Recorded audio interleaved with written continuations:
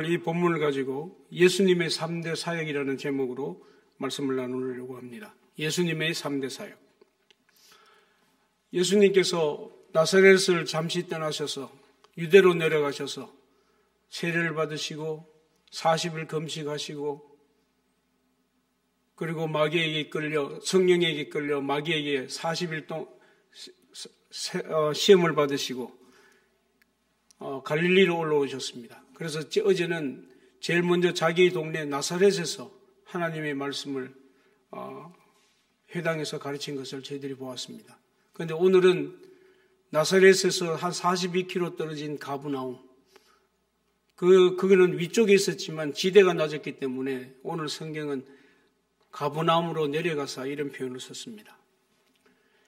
그곳에서 예수님께서 회당에 들어가셔서 하나님의 말씀을 전파하셨습니다.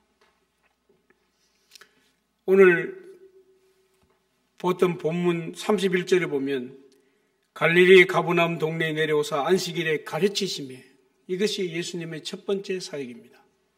가르치셨다는 겁니다.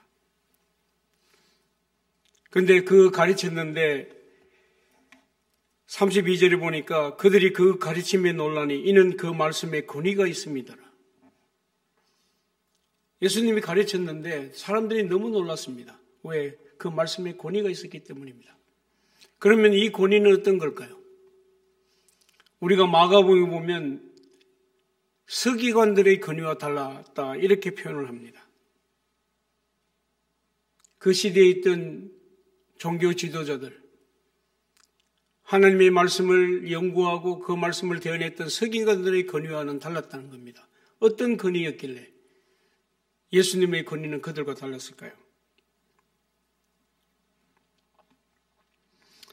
우리가 알다시피 유대인들이 가졌던 종교 지도자였던 권위는 높은 자리에 앉기를 절개하고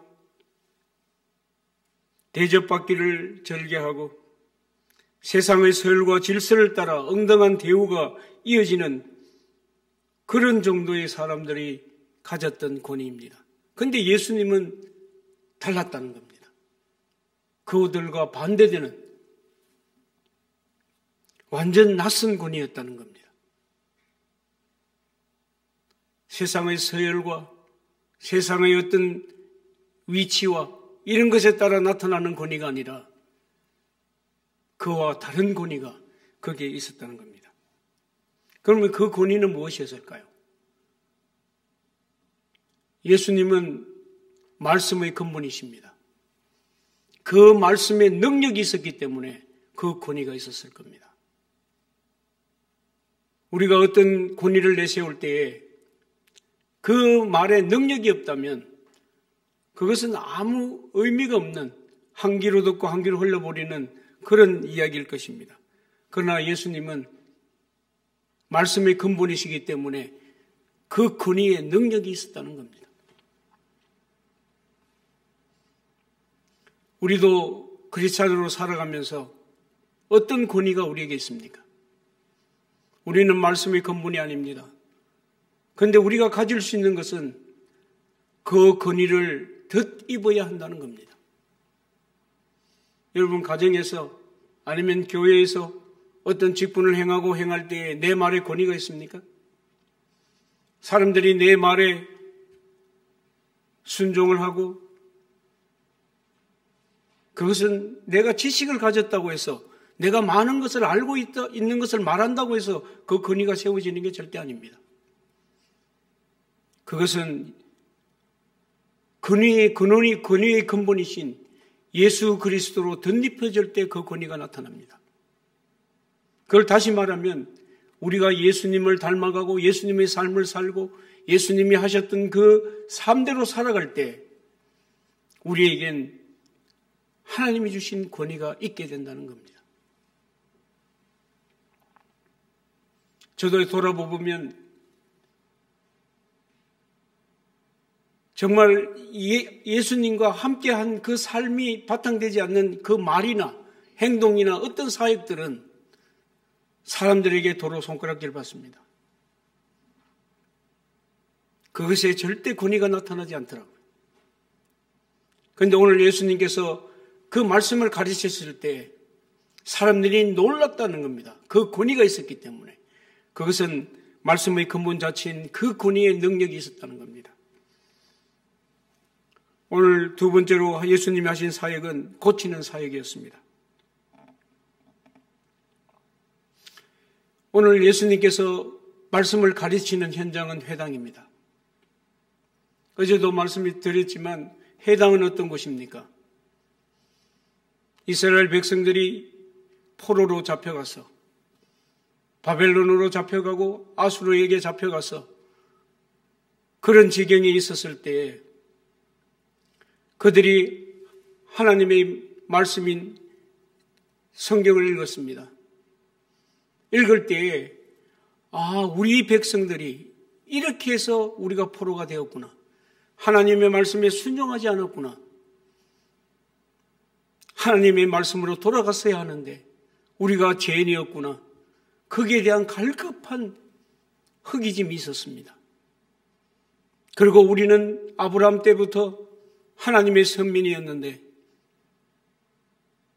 우리가 하나님의 말씀에 듣지 아니하고 순종하지 않았기 때문에 우리가 이런 상태에 있었구나. 그들 속에 자연적으로 일어나는 말씀에 대한 갈망이 있었습니다.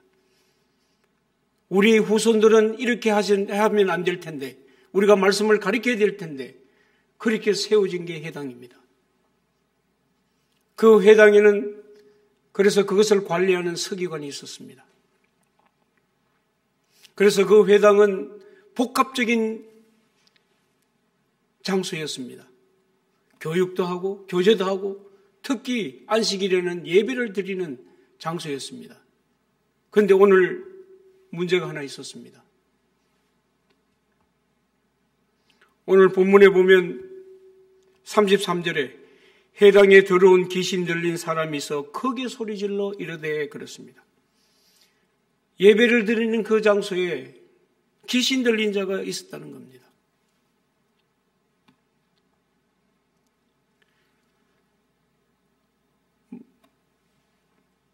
누가가 이것을 기록할 때 회당에 귀신 자가 있었다는 것은 그 시대의 어떤 종교적 그리고 그때에 있던 종교 지도자들의 탈옥과 부패를 기록하고 싶었던 그 내용도 있다고 봅니다. 그런데 있었어야 안 될 그 자리에 귀신 들린 자가 소리를 지르며 있었다는 겁니다. 그러면서 그는 외쳤습니다. 34절에 나사렛 예수여 우리와 당신과 무슨 상관이 있나이까? 우리를 멸하러 왔나이까? 나는 당신이 누구인 줄 아오니 하나님의 거룩한 자니이다. 이렇게 소리를 쳤습니다. 두 가지를 귀신 들린 자가 이야기를 했습니다. 하나는 당신 우리를 멸하러 왔습니까? 나는 당신을 나오는데 당신은 거룩한 자입니다. 그렇게 말을 했습니다. 이것은 무슨 뜻입니까? 여기에 우리를 멸하러 왔습니까? 하는 그 멸하러 왔다는 그 말은 전쟁 용어입니다. 귀신 들린 자는 압니다. 우리가 전쟁 중이라는 겁니다. 앞에는 누가 서 있습니까? 오늘 본문에 말하면 거룩한 자가 서 있는 겁니다. 거기에 대상자는 누구입니까? 더러운 귀신입니다. 전쟁 중이라는 표현을 하고 있는 겁니다. 여러분, 우리가 어떤 하루의 삶을 살든 그것이 직장이든 가정이든 일터이든 우리는 전쟁 중입니다. 멈추지 않습니다. 우리가 지난주에 봤던 예수님의 시험에도 첫 번째 시험이 뭡니까? 돌로 떡이 되게 하라는 겁니다. 가장 기본적인 나의 가장 긴급하다고 생각하는 그 유혹을 마귀는 지금도 계속하고 있는 겁니다. 우리는 전쟁 중입니다. 어떤 함정을 파놓고 오늘도 우리를 어떻게 넘어뜨리려고 할지 모릅니다.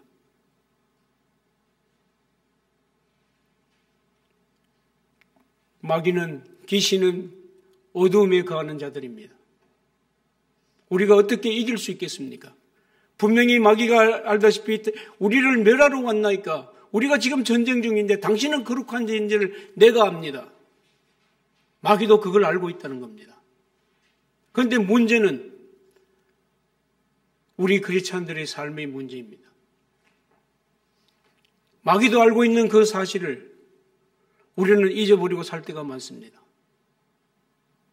그러나 우리는 영적으로 예민해야 합니다. 왜? 전쟁 중에 있기 때문입니다. 그러면 그 마귀의 유혹과 마귀의 시험과 그것을 어떻게 이길 수 있습니까? 예수님은 그렇게 이야기를 합니다. 산상수훈에 보면 또 마태오, 요한복음 5장까지 내용을 살펴보면 예수님은 우리에게 그렇게 규명하였습니다. 너희는 세상의 빛이라 그렇게 이야기를 했습니다. 너희는 빛이 될 것이라가 아니라 너희는 빛이다 그렇게 얘기했습니다. 마귀는 어디에 있습니까? 어두움에 있습니다. 어두움은 어떤 곳입니까?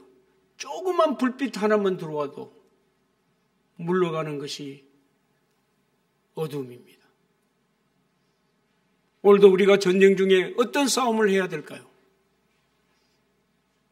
우리가 빛의 존재로 있으면 됩니다.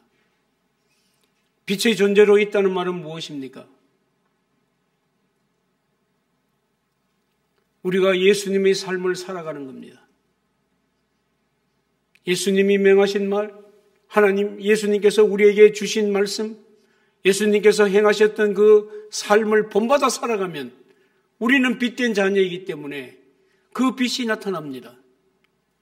우리가 그 유혹과 그 사탄의 것을 이기려고 노력하지 않아도 우리가 빛에 거하면 그 전쟁은 승리하게 됩니다. 그런데 우리는 유혹이 있을 때에 자꾸 계획을 세웁니다. 머리에. 저걸 어떻게 저거 어떻게 해줘야 될 텐데. 막 이런 생각들. 그러다 보니 막 스트레스도 받고 나는 힘들어지고. 그러나 주님께서는 오늘 분명히 우리에게 얘기하십니다. 빛에 거하라는 겁니다. 너희들이 예수님을 따라 그 삶을 살면 그 어두움은 물러간다는 겁니다. 오늘 예수님께서 고치시는 사역을 할 때에 그 회당에 들어왔던 귀신, 우리를 멸하러 왔나이까? 우리는 아는데 당신이 거룩한 자입니다. 귀신 들린 자도 알았습니다. 특히 그들은 내가 지금 전쟁 중입니다. 우리는 그 전쟁에서 승리해야 될 줄 믿습니다. 그러면서 예수님이 그에게 이야기하십니다. 예수님께서 꾸짖어 이르시되 잠잠하고 그 사람에서 나오라 하셨습니다. 꾸짖으셨다는 겁니다. 오늘 본문에 보면 3번에 꾸짖었다는 내용이 있습니다.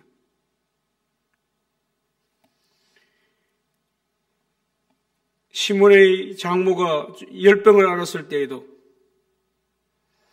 39절에 예수께서 가까이 서서 열병을 꾸짖으신데 병이 떠났다 그랬습니다. 41절에도 여러 사람에서 귀신들이 나가며 소리질러 이르되 당신은 하나님의 아들이다. 예수께서 꾸짖으사 그들이 말함을 허락지 아니하시니 이는 자기를 그리스도인 줄 압니다. 우리가 마귀와 사와 귀신과 싸워서 이길 수 있는 것은 예수 그리스도의 능력밖에 없습니다. 이것이 큰 문제가 아닌 것 같지만 여러분 우리 주위를 돌아보십시오. 우리는 항상 이 유혹에 오픈되어 있는 자들입니다. 조금만 내가 딴 생각을 하고 조금만 내가 마음을 딴 데 두면 어느새 사람의 관계를 통해서 아니면 나의 현재 일어나는 경제적인 물질을 통해서 아니면 내가 가지고 있는 육신의 건강을 통해서 얼마나 많은 유혹들이 얼마나 많은 일들이 우리 앞에 나타나는 줄 모릅니다. 그럴 때 우리는 예수의 능력으로 꾸짖어야 합니다. 그리고 예수 그리스도의 빛된 삶으로 주님께 나가야 됩니다. 그때 예수님이 하셨던 사역, 병자를 고치시고 두 번째 고치신다는 그 사역이 이루어지는 줄 믿습니다. 오늘 예수님이 하신 사역 마지막은 복음을 전하는 것입니다. 42절에 보면 날이 밝으며 예수께서 나오사 한적한 곳에 가시니 무리가 찾다가 만나서 자기들에게서 떠나지 못하게 만류하며 하시며 예수께서 이르시되 내가 다른 동네에서도 하나님의 나라 복음을 전하여야 하리니 나는 이 일을 위해 보내심을 받았노라 하시니라.